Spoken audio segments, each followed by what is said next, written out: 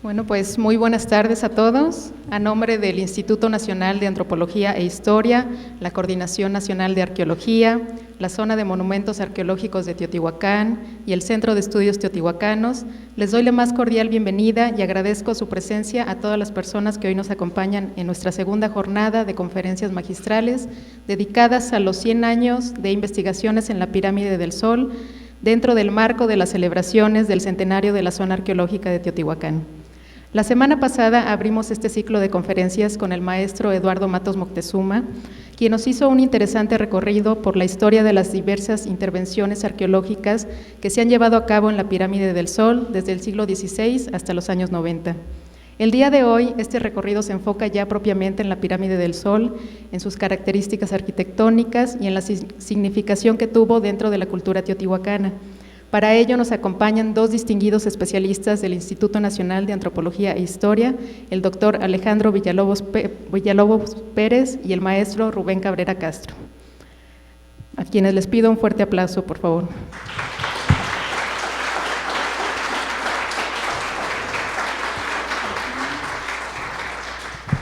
Y bueno, pues damos inicio con el doctor Alejandro Villalobos, quien es arquitecto por la Facultad de Arquitectura de la Universidad Nacional Autónoma de México y arqueólogo egresado de la Escuela Nacional de Antropología e Historia.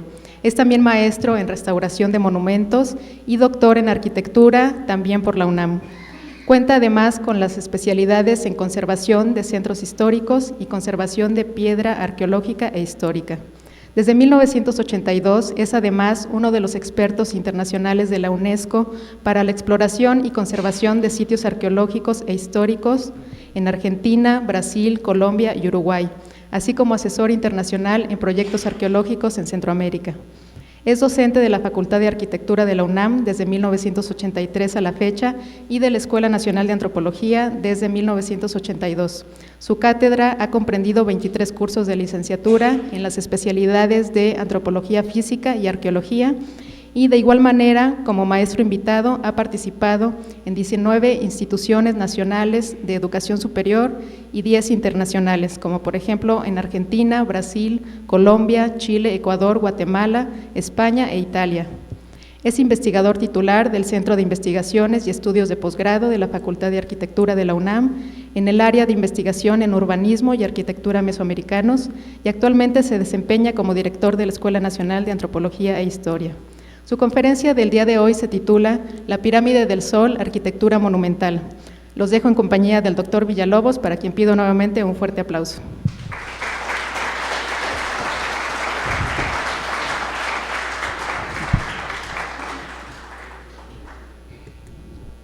Gracias, buenas tardes a todos ustedes. Quisiera, antes de dar inicio a la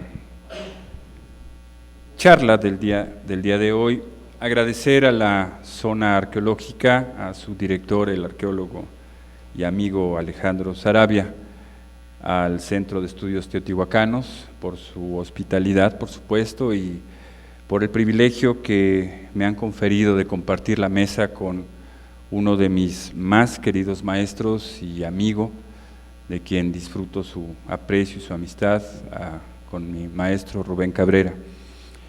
Igualmente a ustedes por el favor de su presencia aquí, y vamos platicando un poco respecto de la arquitectura de la Pirámide del Sol. Vamos a caminar por la Calzada de los Muertos un poco, como ustedes lo han hecho en alguna ocasión, pero vamos a tratar en lo posible de ver esa calzada a través del tiempo y los componentes urbanos y arquitectónicos. Exploraremos la relación que guardan las estructuras entre sí, las estructuras con su ciudad, las estructuras con su contexto y entorno, y con su paisaje y con el universo mismo.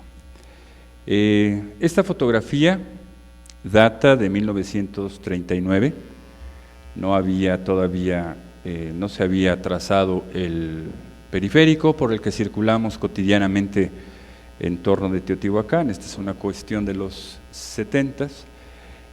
Vamos a tomar esta imagen, que es, como ustedes saben, el ángulo suroeste de la Pirámide del Sol, para convertirlo en una imagen de agua. Siguiente.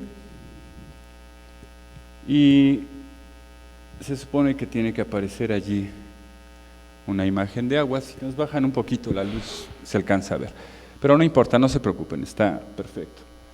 Ya el profesor Matos les habrá referido de un personaje llamado William Henry Holmes, quien en 1897 y desde los años 80 del siglo XIX trabajó en varios sitios arqueológicos de nuestro país, haciendo una recolección de información en torno de la arquitectura y de lo que empezaba ya a percibirse como ciudades o núcleos de ciudades, remontando desde entonces el concepto de centro ceremonial. Para 1906, en la que sigue, tenemos a don Leopoldo Batres. La siguiente, por favor. Quien es encargado por Porfirio Díaz de llevar a cabo la exploración de los monumentos que componen tanto la pirámide como aquellos que se encontraban en su periferia próxima. Leopoldo Batres, durante el gobierno de Porfirio Díaz, es uno de los artífices de uno de los decretos para la salvaguarda de los monumentos arqueológicos, que data de diciembre de 1908, y es un decreto de los que, si ustedes tienen oportunidad de acercarse y leerlo, de los que personalmente nos gustaría volver a ver algún día. Años más tarde, el trabajo sobre la pirámide del Sol. En la que sigue podremos ver a don Manuel Gamio, quien, antropólogo egresado de la Universidad de Columbia, encabeza el proyecto revolucionario de reconstitución histórica y cultural a partir, evidentemente, de la exploración, la búsqueda y el encuentro con las civilizaciones indígenas mesoamericanas. A Manuel Gamio y a su equipo debemos estos espacios donde estamos hoy contenidos. La vieja escuela Carrillo Puerto, fundada por Gamio, es lo que actualmente constituye las instalaciones del Centro de Estudios Teotihuacanos.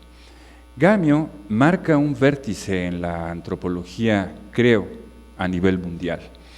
Convoca a una gran cantidad de especialistas que se incorporan en un equipo de trabajo con un propósito común: la zona de monumentos arqueológicos de Teotihuacán, en una serie de textos que, compilados por Gamio, constituyen esta obra monumental de la antropología mexicana, denominada justamente así, La población del Valle de Teotihuacán.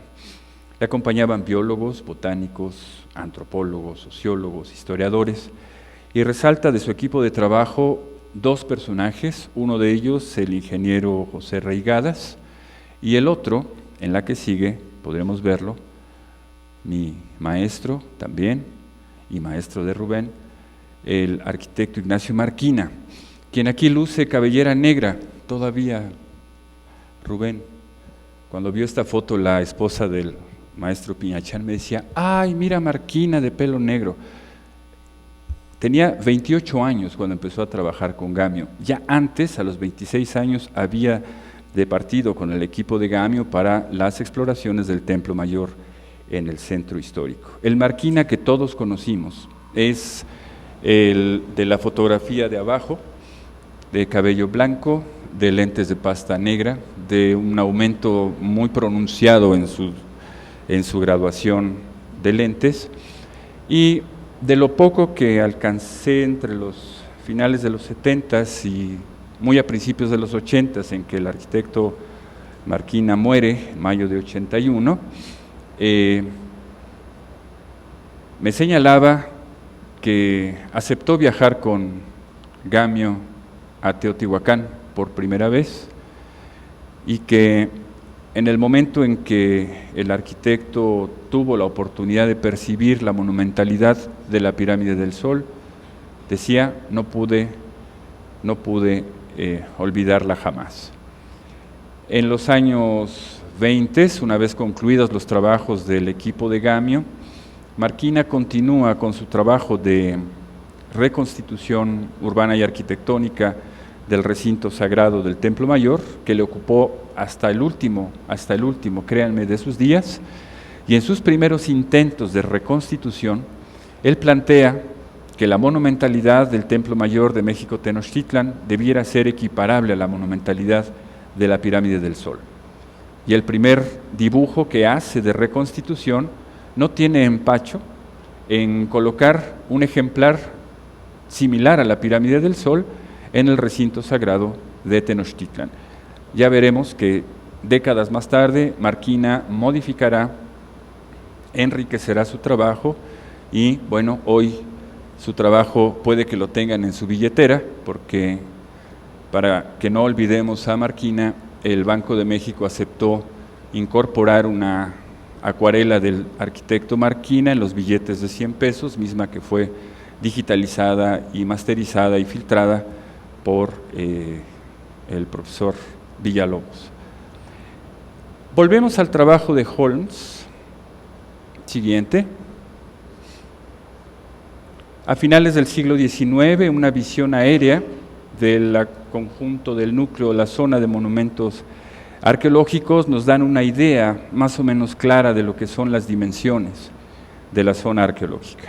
Como resultado y como parte del proceso de trabajo que iniciara Batres, siguiente, y luego Gamio, siguiente, la Pirámide del Sol lucirá prácticamente todas las características con las que ahora le conocemos. Esta fotografía es una fotografía de los años 30, la anterior es una fotografía de 1917, la que sigue es una fotografía de 1962, ustedes pueden ver a la Plaza de la Luna en proceso de exploración y conservación a cargo del equipo interdisciplinario también, integrado y encabezado por el profesor Jorge Ruffier Acosta. Pueden ver los modelos de los camiones, por ejemplo, ¿no?, que nos dan un poco las fechas de las fotografías. En la siguiente, una fotografía de los 70s, de más o menos el mismo lugar, nos deja ver el conjunto de los 9 altares, en la Plaza de la Luna, que conforma el grupo triple al frente de la pirámide o del basamento frontal de la Pirámide de la Luna. Una fotografía más reciente, en la fotografía siguiente, ustedes podrán ver la extensión de 1.8, casi 2 kilómetros de longitud de la Calzada de los Muertos. En el costado izquierdo, oriente, naturalmente señoreando el paisaje urbano, la Pirámide del Sol. Similar al punto quizá de la representación que hizo Holmes hacia finales del siglo XIX, en la siguiente, en una fotografía de helicóptero, con el crédito al señor Ruiz, podemos ver que los trabajos del siglo XIX no palidecerían, digamos, frente a lo que es el estado que presenta la zona de monumentos.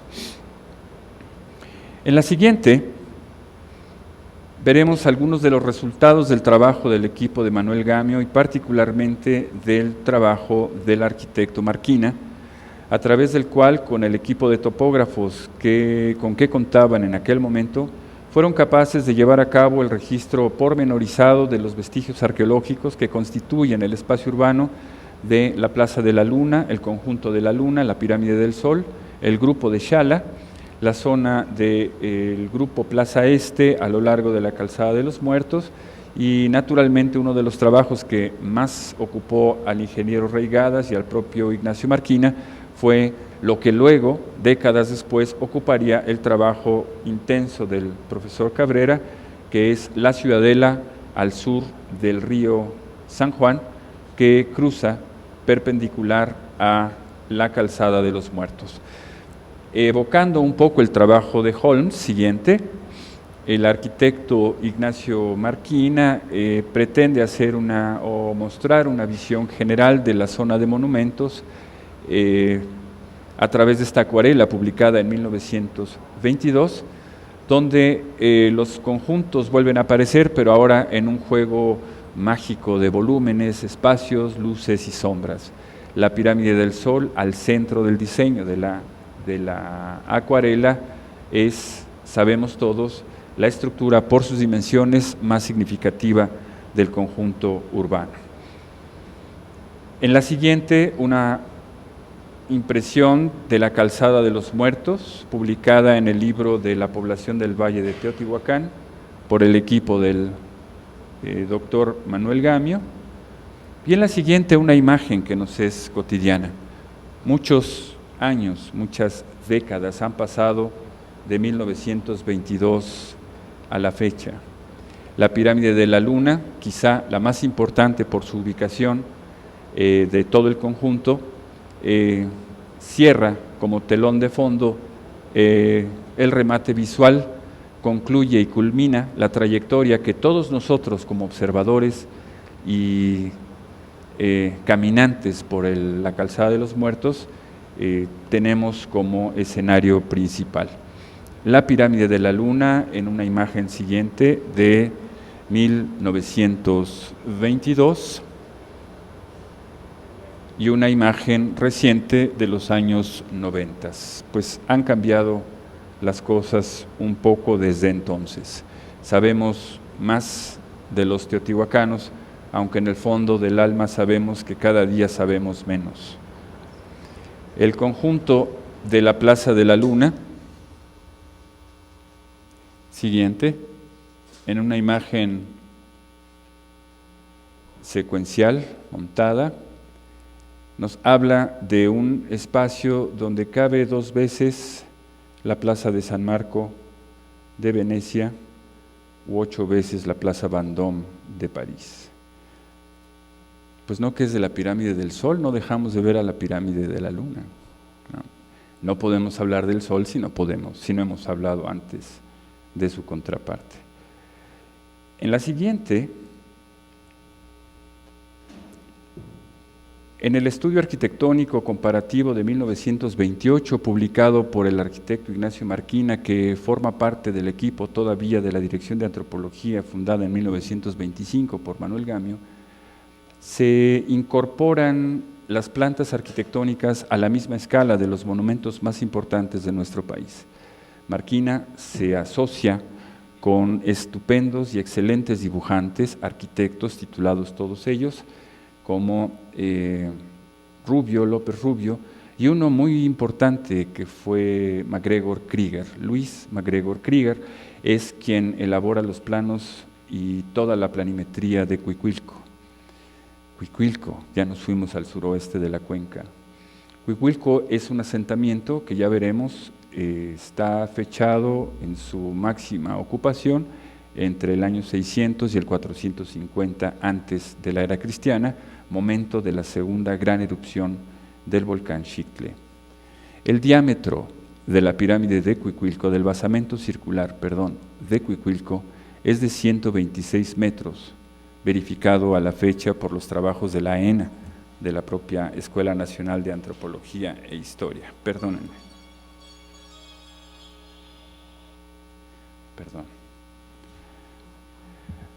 126 metros de diámetro que coinciden con el ancho de la base de la pirámide de la Luna.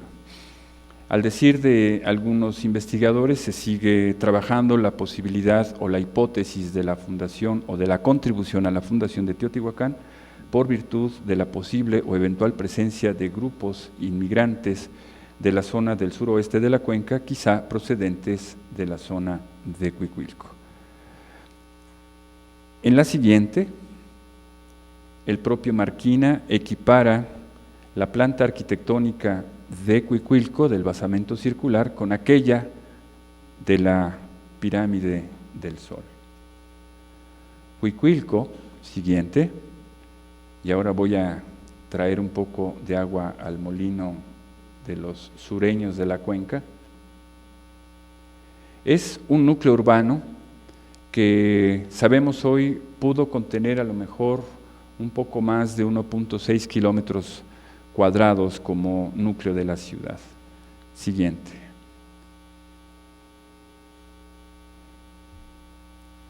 En ella es muy probable que se hayan ensayado sistemas agrícolas que hoy pues constituyen uno de los factores fundamentales para el desarrollo de los grupos humanos en el sur de la cuenca, y que fuera la forma a través de la cual los mexica y los grupos del epiclásico y del posclásico temprano en la cuenca de México, es decir, hacia el año 1200 de nuestra era, antes de la presencia mexica, hubieran tenido como forma sistemática de agricultura para la obtención de hasta 3 cosechas al año. Me refiero al sistema de chinampas, que dicho sea de paso, un colega nuestro, Armando Velázquez, ya fallecido, trabajó chinampas en el lago de Zumpango. En la siguiente, esta es una imagen sobrepuesta de la planta arquitectónica sobre una imagen satelital, en donde el diámetro de 126 metros, coincidente con el ancho de la base de la pirámide de la Luna, está marcado con una línea blanca. Cuicuilco coexiste en armonía con su contexto, siguiente, que es un contexto de un paisaje fracturado por la presencia de conos volcánicos, que hoy sabemos son de reciente formación, pero para los ancestrales habitantes del sur de la cuenca, las montañas como conos truncados son esos protagonistas eternos del paisaje y del contexto. La arquitectura de Cuicuilco, siguiente, en este principio de incorporación quizá o de integración visual a las características de su contexto, ustedes pueden ver, evoca a través de la silueta de sus edificios, y en este caso del gran basamento, a aquellos componentes eternos del paisaje. En la siguiente, la forma como los constructores de Cuicuilco resuelven esta forma de cono truncado, que justamente hace coincidir ángulos naturales de reposo con aquellos acorazados contenidos en masas o por masas de adobe o material simplemente depositado. Hasta 1997, siguiente, no teníamos idea. Miren, para los egresados un regalito, a ver si regresan, estamos esperándoles sus tesis. Para los habitantes del sur de la cuenca, en 1997 no teníamos idea muy clara de cuáles eran las características de la secuencia que componía o que compone al interior del núcleo. En 1996, siguiente, en este punto, en este sector, se hicieron varios pozos que lamentablemente no han sido, digamos, continua la exploración. En este momento se encuentran cerrados. Nos permitiera generar una propuesta hipotética de la conformación sucesiva de los cuerpos que componen el basamento troncocónico. En la siguiente, y a raíz de estos trabajos, estamos en condiciones de proponer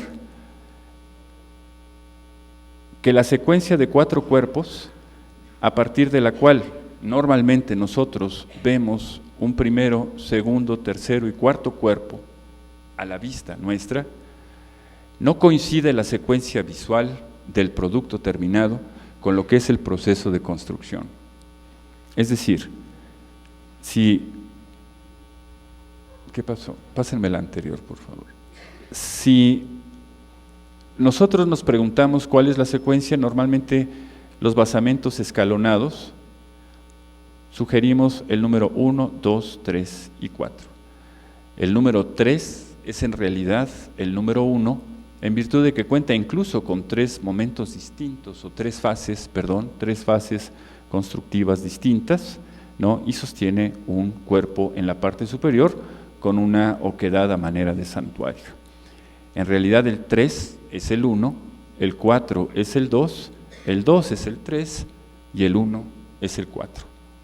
La secuencia es muy sencilla, se forman núcleos rígidos naturalmente que van progresivamente siendo acorazados, no solamente para contener sus empujes laterales, sino para sostener el basamento que finalmente recibirá, o la gran plataforma superior que recibirá a la estructura que culmine al edificio, o bien, como en el caso del gran basamento, que contendrá en una depresión una secuencia de santuarios sobrepuestos que marcan diversas fases del desarrollo de la civilización de Cuicuilco, truncada por la última erupción del Xicle hacia el año 100, que virtualmente hace o empuja a los habitantes a abandonar sus hogares.